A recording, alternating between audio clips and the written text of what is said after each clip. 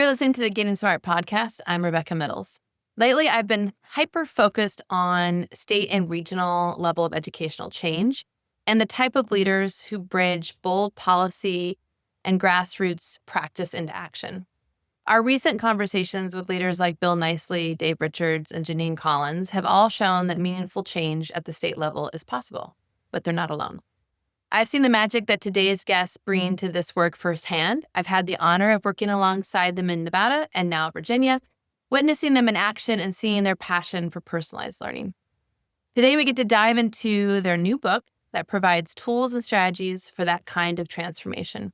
It's a testament to the power of collaboration and innovation, showcasing the remarkable work being done in states like Kentucky, Virginia, Illinois, and Nevada. I'm honored to be joined by the co-editors of the great book, Real Learning, Real Accomplishment, Pam Moran and Ira Socol. We're also joined by Liz Calvert, the amazing principal of Madison High School in Virginia, whose work is a key story in this book. Pam, Ira, and Liz, welcome to the show. It's great to be here, Rebecca. Thank you. Thanks, Rebecca. Thanks, Rebecca. It's nice to be here. Your book's title immediately grabs your attention and centers on a key theme: the difference between real learning and accomplishment versus traditional teaching and achievement. What's the biggest misconception leaders have about the how of change, and what are the most fundamental shifts in time, space, and culture that leaders need to be prepared for? I'm wondering if you might start with just focusing on the difference between real learning and real accomplishment and the traditional teaching and achievement model that is so alive and well in schools across America today. Because the folks that we found that have made that shift are really folks that are making a difference in a very different way with their kids in terms of teaching and learning and the outcomes of accomplishment. You know, Rebecca, I guess I'd start by what we hear when we talk to students. And we could say this is, a Gen Z or mid 21st century problem, but it's not. It goes all the way back. When you talk to secondary students, they usually can't figure out why they're in school, except that they have to. And this divides into two groups. There's the group that simply wants to get the achievement, they want the grades, and they want the diploma at the end of school with, the honors thing and the class rank. And then you get a much greater group that really has no idea, and all they want to do is get done and leave. And largely what's going on is that we're asking them to achieve a goal that they have had no part of designing, that they have no part in determining how they will achieve it. And most people are pretty unmotivated when they're put in that situation. The key difference that we see is that when schools shift to an accomplishment-based focus, they're asking kids to do something, and kids love to do things. That's what they do. Kids are always learning. In fact, I've always argued that probably the place they're learning least effectively is often while they're sitting in classrooms and they're bored. But kids are in a constant learning mode, and if we can ask them to do things, they will really go at it. And that accomplishment fits so critically with where our economy is now.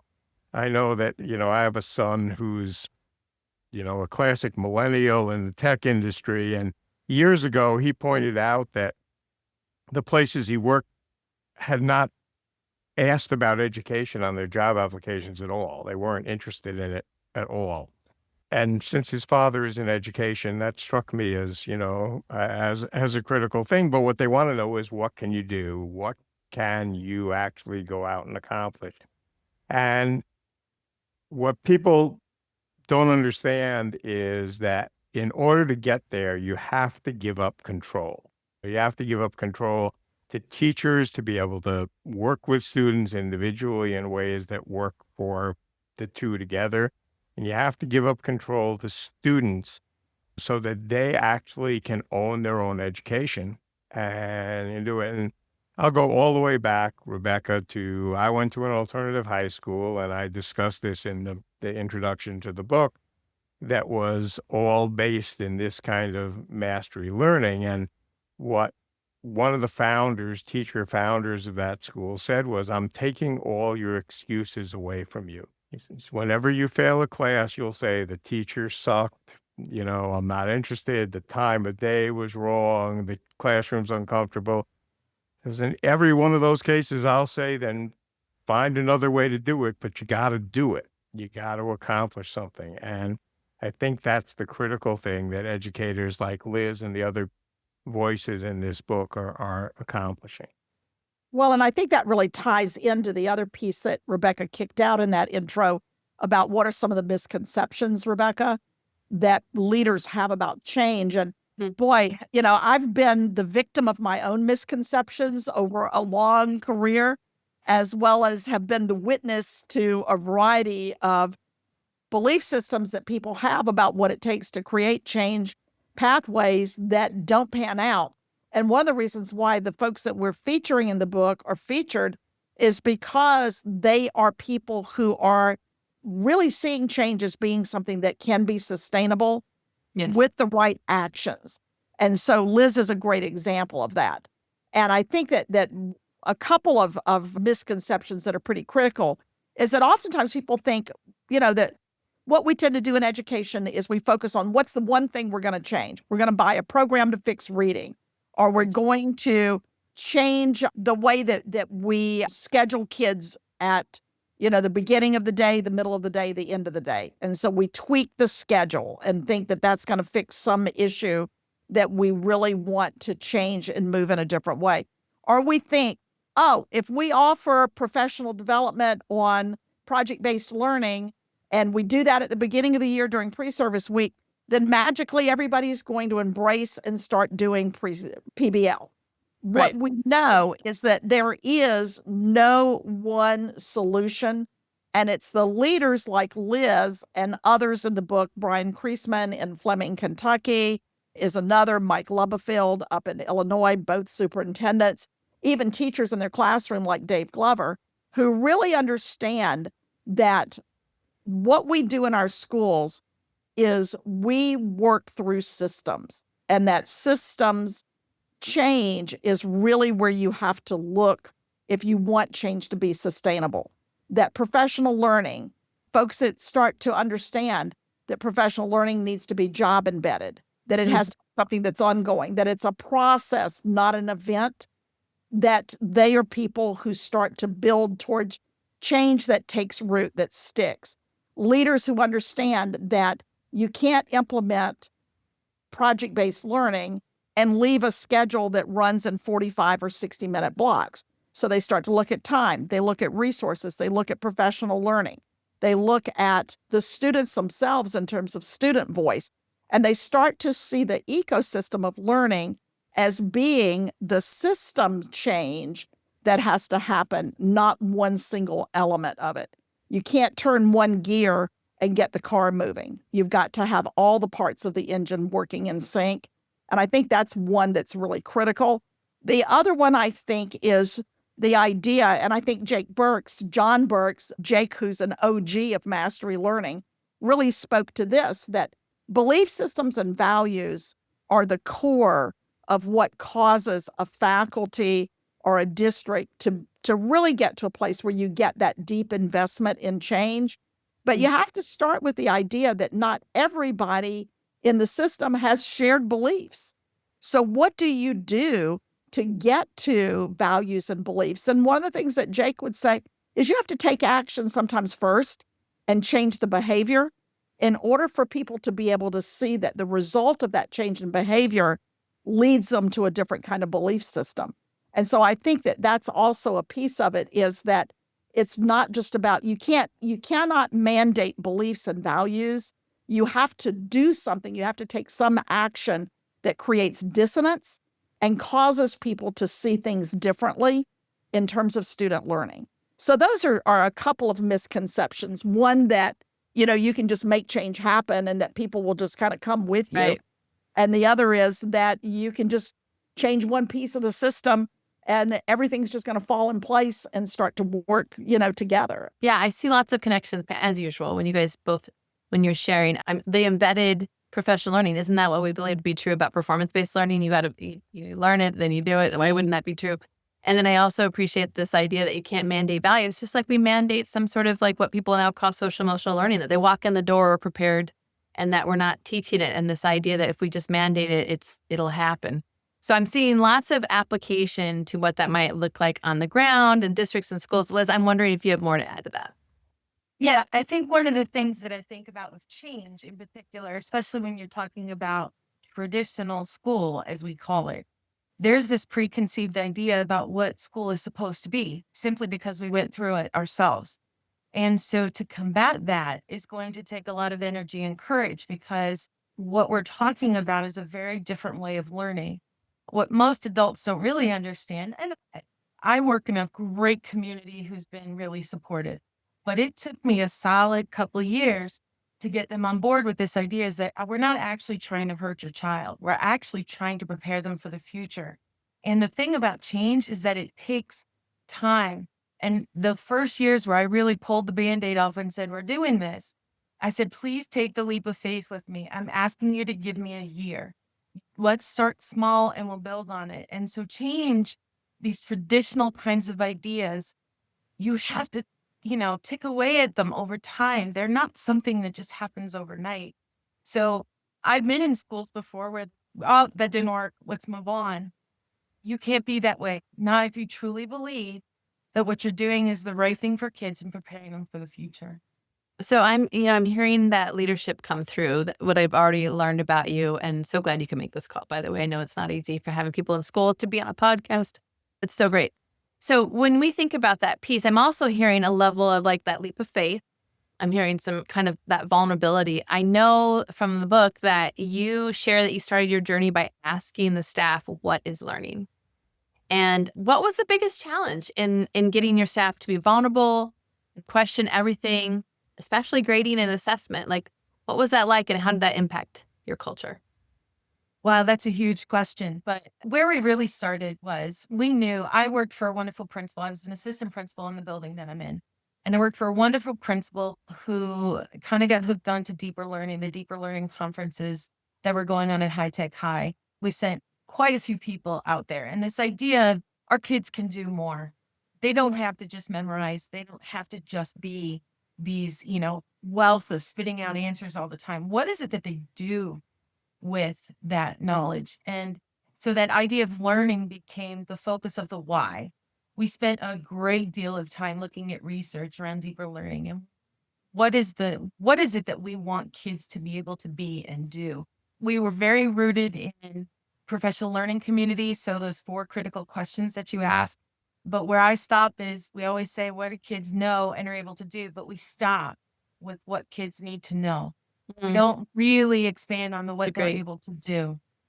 So we started to talk about our staff. And I will tell you, the 3 chapters in the book for me are kind of a love letter to my staff in a way, because none of this, even though I'm the leader of that building, none of this would have been possible without their courage and their vulnerability, right? So we realized that grading, we started to talk about norming when we finally got into this process. And norming is really difficult for teachers. It's a really hard thing to say, this is where my kids are. Where are your kids? And so there was this back and forth, and we kept pushing them and said, let's do a protocol. Let's have somebody come in and facilitate for you. And what we realized, really, and not quite in this order, was that we needed to have this heavy grading discussion about what we believe grades represented. And that's really where the deep work started for us, even though we had been through 3 or 4 years of learning about deeper learning and what that meant. We used Project Zero. We had all these things. But it wasn't until we actually got through creating our first grading guidelines where we said, this is what it means. This is the practices. This is what we will follow.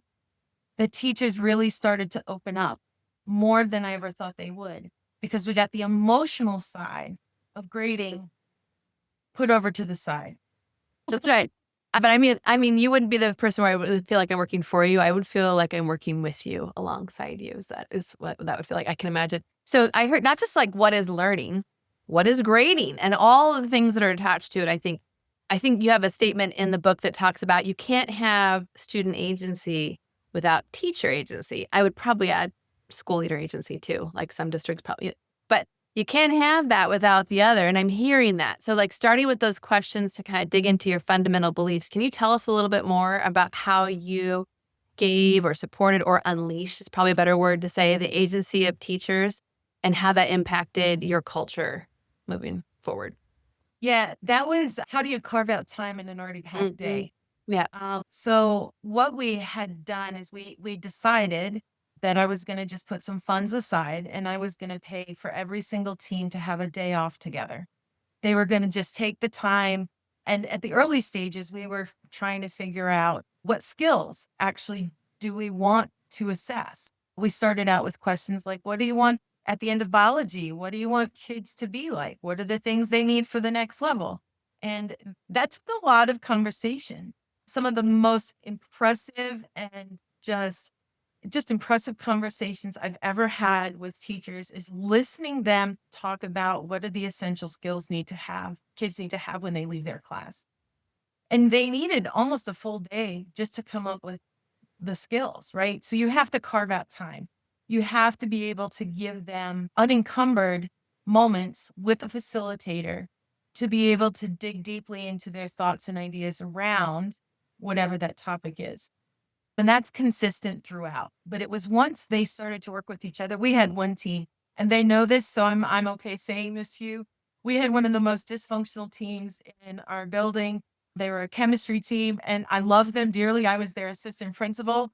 And So you're boy, saying they it didn't have good chemistry. I had to get that pun in. Okay. no, they did not. They did not at all. But they're amazing teachers, really passionate about their subject. And all of them have really good ideas. They just couldn't get to the same place together.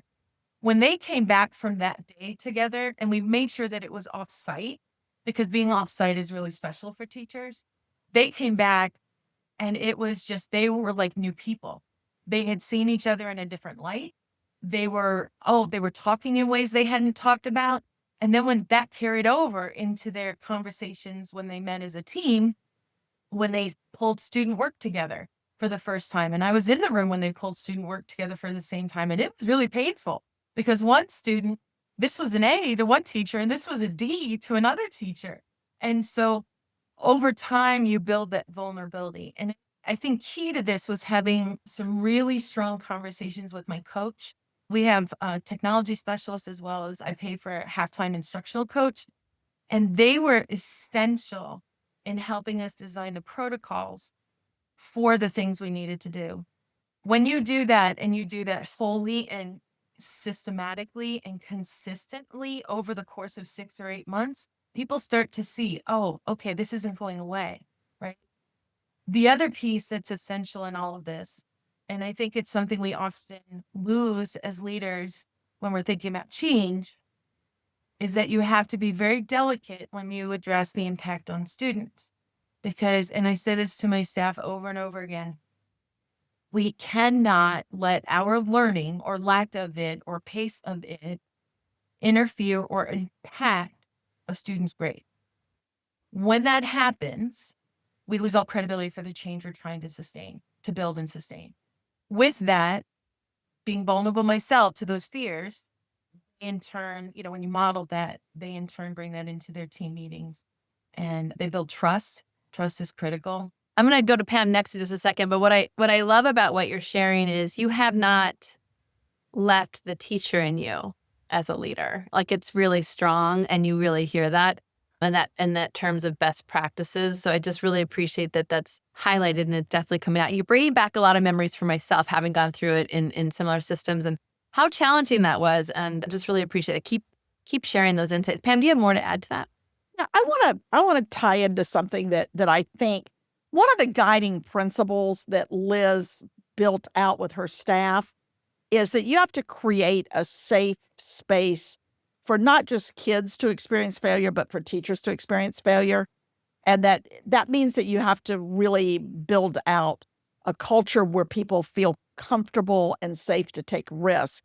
And it reminds me, John Burks is one of the authors in this book, who has been long time retired from the superintendency, but was an early advocate as a principal of mastery learning back in the 70s and 80s. In his chapter, he says something like this, and I want to kick this to Ira and to Liz. He says, mastery learning requires a different relationship with mistakes. Mistakes aren't failures, they're feedback. In fact, we told our kids, mistakes are where the learning happens. That's why formative assessment's so powerful. It's where kids try, they err, they reflect and grow. Teachers guide, they adjust and reteach based on real-time data, not just scores on a final test. When students start to see themselves improving, when they realize, I couldn't do this before and I can now, you light a fire. And that confidence, that sense of I can, is transformative. And I think about that. Ira had that experience as a student. Liz has seen that come alive, not just with her kids, that philosophy that Jake so beautifully articulates. Liz really built that out as part of the philosophy of change over time. Is we all are going to make mistakes as we go through this process. How do we sustain that vulnerability and that safety and that risk-taking all at the same time? And I'm wondering if they both have sort of a connect into that, and how important that is for a leader, whether it's in a classroom, whether it's at the building level or at the district level or even the state level. Because I've even seen Janine Collins model that in terms of what she does. Yes. So anyway, That's a great question. Pam's turning the tables as she does. If you know Pam, I'm not surprised. She's now taking it's this podcast. That is a great but- question. Ira, listening to Liz, I went, oh my gosh, that's it. That's what Jake, that's what Ira, that's what all of these people Very that are in true. this book really say is so key. Well, Rebecca, it's interesting because Janine and I had lots of conversations when we started all working together in Nevada. And Janine, like me, first went to an art school. That's her first educational thing, which is, when you think of that, it's the ultimate of mastery learning. When you're in an arts program of whatever it is, that's all you're doing. You're not getting graded on the fact that you said that's a paintbrush. That's not, that doesn't matter. It's what you do. But one of the things that I watched in that is that, mistakes that's where you learn. You're expected to fail and fail and fail and fail, because I don't care whether you're learning how to weld or whether you're learning math. If you're really going to learn it, you're going to mess up the first bunch of times. Otherwise, it's just memorization. And that isn't actually learning anything. That's just simply having something stored in your head. The other thing that, when you see that happen, you see an assessment system that changes completely. So when I was in art school, I remember thinking, I was at Michigan State, it's the classic 4-point university scale. But in the arts department, there were only 3 grades. There was 0.0, which means they never saw you, you didn't show up. There was 3.5, which was described as you did everything, but it didn't work. And there was 4-point, where you did everything and you were really happy with it and it did work. But then it was interesting. My next educational thing was at the New York City Police Academy, which is a 37 State University of New York credits in 6 months, sort of incredible hunt. But it is also driven by the idea that every single person that begins in that class will finish. That's the absolute belief system. And I went through the academy with 1,800 people, and 1,799 successfully got through it, because there was a simple belief system that this is what was going to happen. When you're starting from scratch with people, most people in New York City Police Academy had never held a gun before in their lives and had to learn to shoot. It's New York City, so probably 25% had never driven a car before and had to learn pursuit driving. None of us, well, very, very few of us had ever had any experience with the law before, and suddenly you're expected to get 16 university credits of constitutional law in 6 months. You're gonna blow it. You're gonna blow it over and over and over again on your way to getting there. But I think the critical belief system that Jake expressed in the book is you either start by going in with the assumption that everybody's going to succeed or you don't. And that's the critical thing. So it's not a question of are you making mistakes? It's how many mistakes are you making on your way to getting where you want to be. If I can jump in, Please. it's a really difficult thing for students who have come up in a system knowing there's a right or wrong answer for things, and then there's a score at the end. For them to say, wait a second, you're not done with this yet. It's not over once that test is there. So you talk about those intense belief systems, and part of the belief systems we attacked was, what does a grade represent? Why do we have grades? In Northern Virginia, we are kind of in a bubble, and all kids, like my school, we've always had a ton of kids. Over 95% of our kids go on to, I think it's 95, go on to, some sort of college. That's changing. To be clear, that is really changing. That is not necessarily the path for everybody. But when you talk about grades in particular, grades are critically important to families. But why do we need grades? What are they supposed to represent and communicate? Are they for rank and sorting kids? And we just said that's not what grades are about. Grades are about what learning is happening and what your students are able to do. And by the way, it takes time for some kids to learn. Every kid is not going to learn about osmosis in a week. Some kids are going to take 4 weeks to learn it, but we're going to penalize that student just because in that time-based system. So breaking that belief system that everybody had to learn it at the same pace needed to be challenged. And I will continue to challenge it because I don't learn at the same pace as everybody else. I'm a slow reader. It takes me 5 minutes what might take somebody else 30 seconds to read and really comprehend.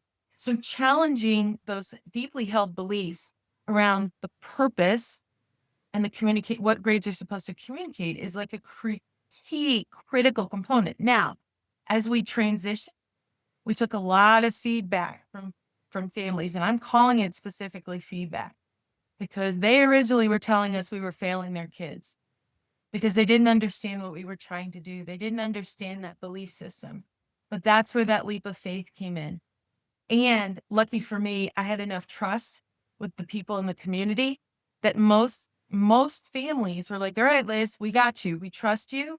We know you're not going to harm our kids. Let's see where this goes. And when you get the feedback, when a student's been in this process now for 2 or 3 years, even 4 years, and then you hear how they're successful they are on the other end for whatever it is they're going to do, like that's what education is supposed to be. It's supposed to be about where they end up. You're just providing all those foundations. But if you believe that grades are only about ranking and sorting and, moving kids from this group to that group, you're missing the whole point. So belief systems are critically important. I don't know if there's more you can add to this because that was a perfect capture, Liz. But Pam, with what she just surfaced, I think that this comes up in the book that you guys edited. Like, from what you had from your authors that contributed to this book, like, what would you say? How would you help educators and parents make that shift from grades as a ranking system and make it more of a moral obligation, not just a new policy? Well, Liz, it's hard to follow Liz. I know. It's so darn eloquent. I think that what the point I would make in terms of moral obligation is that everybody in this book saw learning as a cycle in which assessment and grades were not a part from, but a part of the learning process. And that there's so much more in this book than just a focus on mastery learning. Although we started out with it, that was going to be the focus, but we really shifted it to this idea of that it was not so much about achievement in a traditional sense, but in a sense of real accomplishment of learning, that kids could show evidence of learning. Teachers could show what kids could do, that it was meaningful learning that mattered. And too much of our kids' time, and I've heard parent after parent say, how much time did I spend in school learning things that I've never used and I didn't remember any longer than the tests that I took? How many kids have I had come back to me as a superintendent back in the day from college and say, there was so much time in high school that was wasted that I could have used to better prepare me to be ready for the kinds of work that I'm doing in college or in a workforce. And so I think that the obligation we have is a moral imperative that if we have kids who do not learn anything that is sustained in their lives and that only mattered for a test, then we have really not delivered to our kids what they need for their future. There is so much rich focus in this book from people who have actually changed work and sustained it, that is not just about assessment, but it's about the changes in curriculum and teaching practices and how time is used. And they've really spoken to, how do you do that? And I think that's something that educators yearn, is to know, how do people really do that? Ira? Well, I think one of the critical things in the book and that excites me is so often in education, as in far too many things in this country, people say, oh, well, that works there, but we couldn't possibly do it because. When we started asking people to contribute to this book, we thought of this, and I don't think you could pick three more radically different places than North Las Vegas, Nevada, Fairfax County, Virginia, and Fleming County, Kentucky. I mean, these are literally all over the map in every way, socioeconomically and resource-wise and everything else. And what we have with this collection of authors is, it doesn't matter. It doesn't matter the size of the school. It doesn't matter where it is. It doesn't matter whether your community has a lot of wealth or not. That doesn't matter. What matters is, I think what Liz most expressed is shifting a belief system to thinking about, what is it that students need? What do they need to carry themselves forward into life? What are the lessons that go along with it? And like Liz was saying, you can't just drop in social emotional learning. Social emotional learning is part of everything, but so is getting through the competency things you need to live your life. And you're not going to do it if you're dependent entirely on someone giving you a random grade that may or may not mean anything to you. That's not what our kids need, and that's not what they want. And so I think the critical thing is, this can be done. And what this book is a testament to, a whole bunch of different people in radically different places doing the work and getting it done. And if I could just follow up on that, sorry, I can't help. I'm not going to let you have the last word, Ira. Not going to do it, though. You talk about a moral obligation. My father was a pastor. He was in service. Service is kind of built into me. This is what you do. I got into teaching because I felt a moral obligation to prepare kids, even 25 years ago. I just didn't really know 25 years ago what that meant. Kids are walking into a society where there is no civil discourse, right? There are so many challenges that I could never have dreamed of. And if we shelter our students in a way, at the high school level in particulars, and just kind of talk about just the content, that doesn't really give them the tools to be successful later. And so it's really important to me. What I wrote down in my little notes, I said, every child has the right to an education at the pace in which it fits their needs. And that means this system, I truly believe, is not just for your high-end learner or your middle-of-the-road learner. It's for any student, your multilingual learners. They can produce evidence. It may not look like the student who's been speaking English their whole lives, but they can produce evidence and demonstrate mastery for something. And so can students with IEPs, and so can 504 students. It's not predefining who kids are. And every single child in this country deserves to have that kind of respect and the belief behind them that they can do it. If we don't do that, we're just going to continue to keep failing our kids. Thank you both. Thank you all. I think what you've really done here, anything, is everyone's running to the show notes to find out how to get a copy of this book or find out where it is. But thank you, Pam, Ira, and Liz. This conversation has shown that transformation isn't a single event. It's a journey. And from what you've been hearing on this podcast, but certainly how they've been lifting the voices of others that are in this collection of stories, it's built on the collective wisdom of educators on the ground. I'm sure that drove that title. Your book that you collected has captured the work beautifully, providing inspiration for others to get started. Thank you for making time today.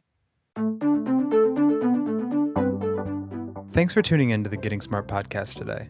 We want this podcast to be actionable, insightful, and a great way to learn about what's next in learning. In order to stay on the cutting edge, we need people in the field to tell us what they're hearing, what they're wanting, and what they're needing to learn more about. Got a topic or a guest in mind? Send your recommendations to me, Mason at gettingsmart.com. And if you like what you're hearing, don't forget to leave a review in Apple Podcasts or subscribe wherever you listen. Feel free to share the podcast on social media using the hashtag GSPodcasts. Thanks so much.